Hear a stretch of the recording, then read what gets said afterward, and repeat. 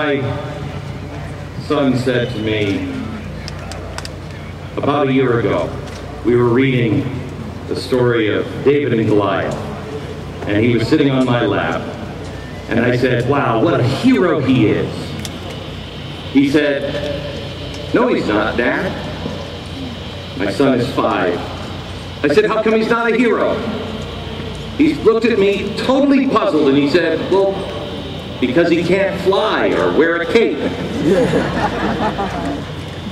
That's when I realized we have lost too many heroes in this nation. Heroes are just people who stand and do the right thing. Usually at their own peril, they'll stand and do the right thing.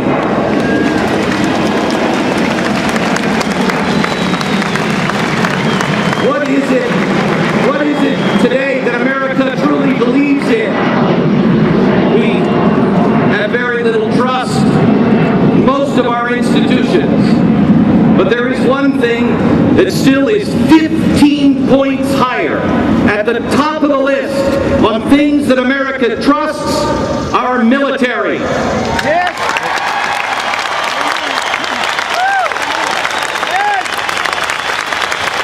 Our fighting men and women do the things that most of us don't even want to think about.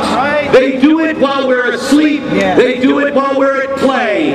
The point is, they do it because it is their calling. We have asked them to do it. I wanted to find people of honor to be able to show you today. And I wanted to be able to raise money for an honorable group, raise awareness for an honorable group. The group I found was SOWF, Special Operations Warrior Foundation.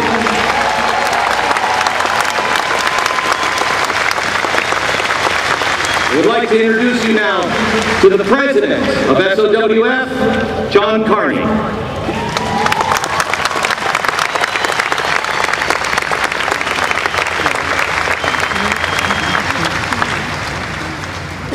Thanks, Beck.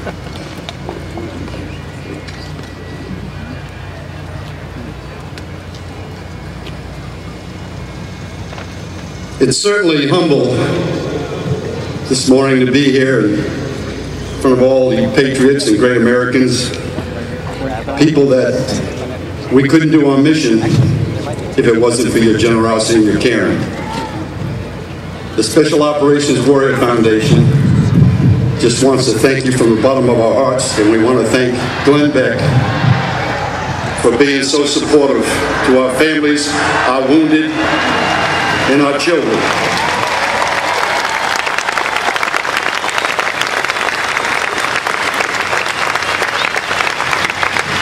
Over the years, some 30 years since we started, when we had the tragic accident in the desert of Iran, when we went over there with our special operations capability at the time to rescue 53 hostages.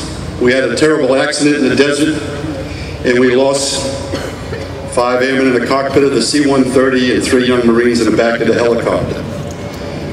Those brave men left behind 17 children. Today, one of them is a surgeon, practicing surgery in University of Tennessee.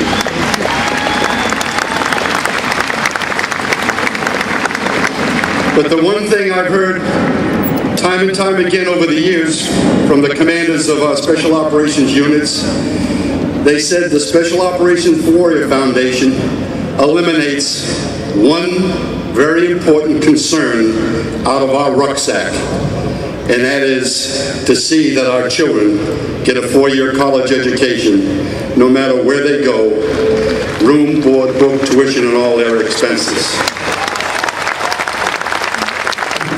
In 2005 in Iraq, we lost a brave airman, Captain Derek Argel.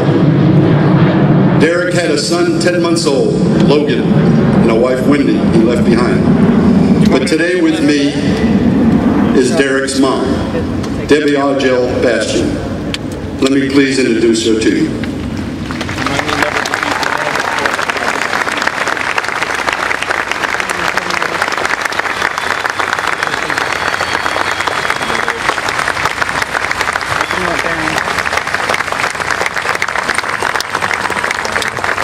very much. Folks, this is overwhelming.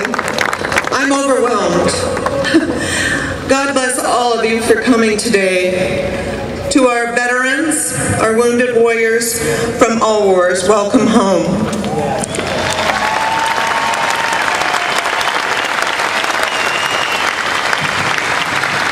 Today I want to talk to you about my family, my personal family, and my family sitting over here, my family in Special Operations.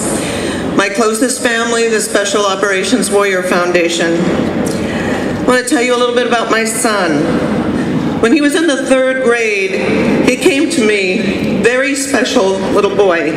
He came to me and he said, "Mom, I know what honor is." And I said, "Honey, what is honor?"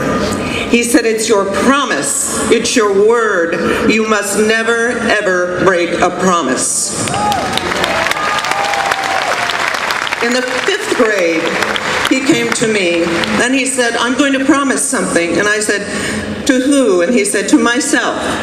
I'm going to promise that I'm going to get into a service academy and I'm going to become the best special operations officer that I can become, the best leader that I can become," in the 5th grade.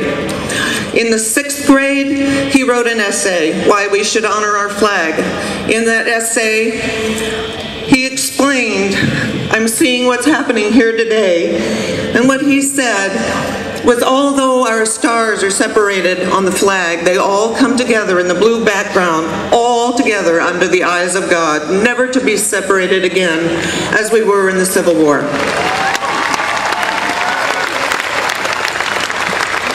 He got his wish. After 2 long years of trying to get in, he got into the Air Force Academy. On Memorial Day of 2005, he threw his hat up into the air at the academy and he said, "I did it, Ma." On that occasion, he was so very proud of keeping his promise to himself. He decided then to go into a very, very elite group called the Combat Control. This group is called Quiet Professionals. Their motto is, "First there, that others may live." Their numbers are very few. They're a very tight family. They're my family. When Derek was stationed at Hurlburt, he met his wife-to-be, the woman of his dreams, Wendy. And their dreams came true when they had a little boy named Logan. When Logan was 8 months old on Memorial Day of 2005, in that morning, Derek was promoted to captain. He could have cared less if you told him you were general that day because he was on a mission. He was on a mission. And on that mission, with 4 Americans and 1 Iraqi, his plane went down.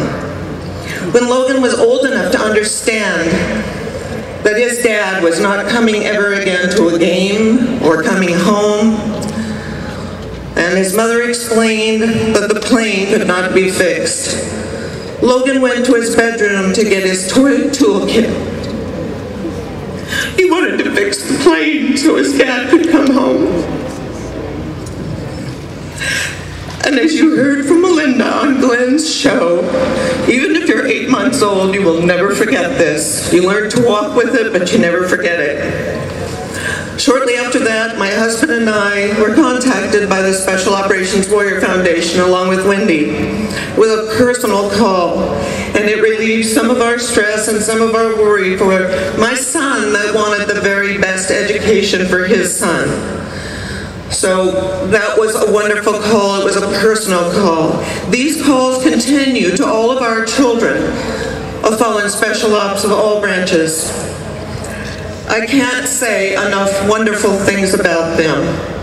They've never turned me down. They allow me to help fundraise. I've attached myself like a barnacle to the bottom of their ship. They can't get rid of me. Today, I want to ask you to listen to their stories and to be very generous. Today, I'm not just holding out my hands, I'm holding out my heart. Please, if it's 8 cents or $25,000, please help. Please go to their website, find out who they are and what they can do. I know now that there's no such thing as a coincidence. There's also no such thing as closure.